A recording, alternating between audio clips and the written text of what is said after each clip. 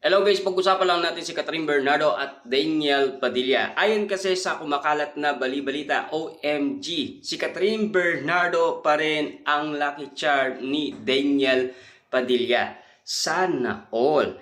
Na alam nyo naman siguro no, kung bakit nga naman kasi nakakuha ng award si Daniel Padilla. At lalo-lalo na kung bakit naging malinis ang pangalan Daniel Padilla nang dahil lang sa pagkaka-link umano ni Catherine Bernardo kay Mayor Mark Alcala.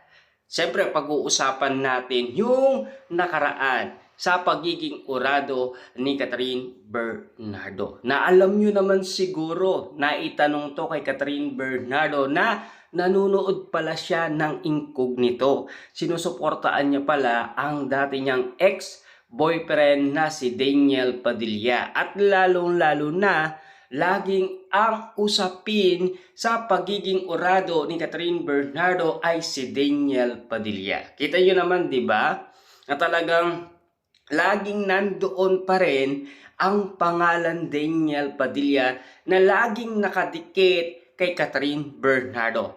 Para silang linta na talagang hindi mawala-wala ang kanilang pangalan sa isa't isa. Grabe nga naman kasi. Alam nyo naman siguro, 11 years nga naman kasi ang tinagal ng kanilang relationship.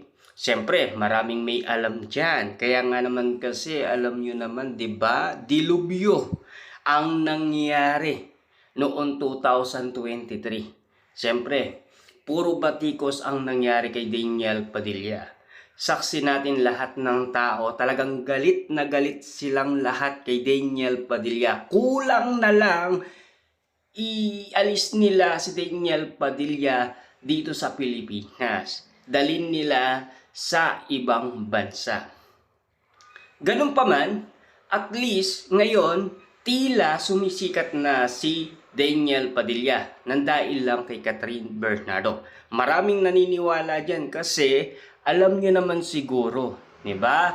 Na talagang laging pinag-uusapan noon pa man ay Daniel Padilla at Catherine Bernardo. Kita nyo naman, no? 2023 noon, Daniel Padilla nagsalita naman yan. Diba? 2 beses nga nagsalita yan. Unang-una tinanong si Daniel Padilla kung totoo nga ba ang chismis na iwalay na sina Catherine Bernardo at Daniel Padilla.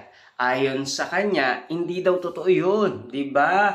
Kwento-kwento lang daw yun. Saka wag daw tayo magpapakalat ng kung ano-ano. Diba? Dahil okay sila at hindi sila nag-iwalay.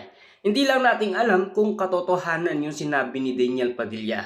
Ikalawa, diba? Na itanong kay Daniel Padilla na sa kanya lang daw si Catherine Bernardo at walang makakaagaw sa kanya kay Catherine Bernardo. Siyempre, diba?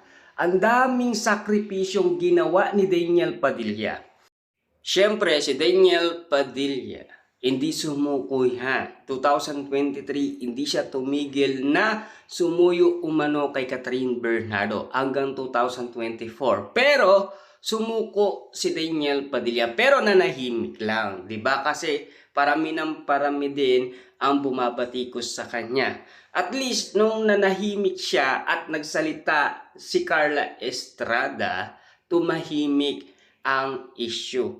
Pero, nung dumating na ang mga bagay na pinag-usapan kina Alden Richard at Catherine Bernardo, laging nadadawit ang pangalan Daniel Padilla. Kita nyo naman, di ba?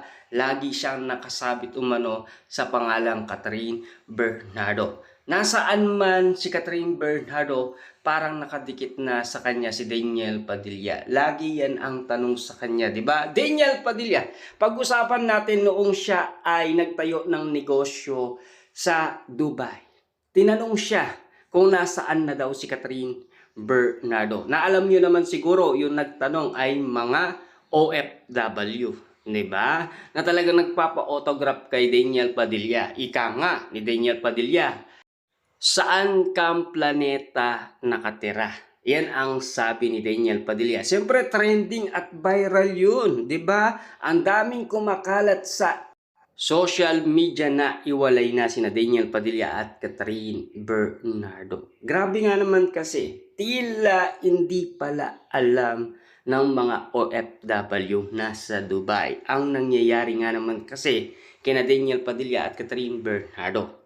Pero alam kasi nila na hindi naman sila nagkaiwalay. Diba? Yun kasi ang akala ng mga nasa ibang bansa. Diba? Tila hanggang ngayon kasi, marami pa rin naniniwala na magkakabalikan sina Daniel Padilla at Catherine Bernardo. Gusto silang makitang muli na kumakanta sa stage, magkasama, nagko-concert at lalong-lalo na yung paggawa ng panibagong project tulad na lang ng movie at teleserye. Yan ang nais sanang mangyari.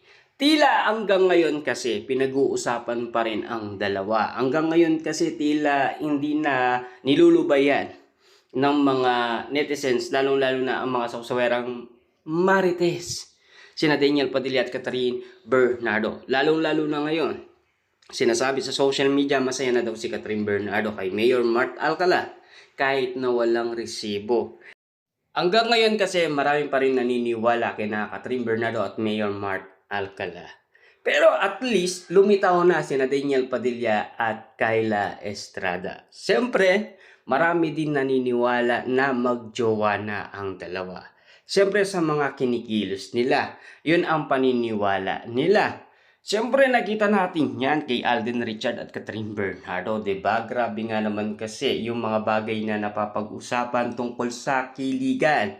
Kung bakit nga naman kasi kinababaliwan ang bawat kiliti na nangyayaring ginagawa ni Daniel Padilla at Kyla Estrada, diba? Kung sakasakaling nga naman kasing lumitaw sina Catherine Bernardo at Mayor Mart Alcala, mas lalakas ang tiwala ng karamihan kay Daniel Padilla. Kasi alam nyo naman siguro, no? Galit na galit nga naman kasi ang karamihan kay Mayor Mart Alcala. Kasi alam na nila kung ano ang nangyari sa mga naging syota nito.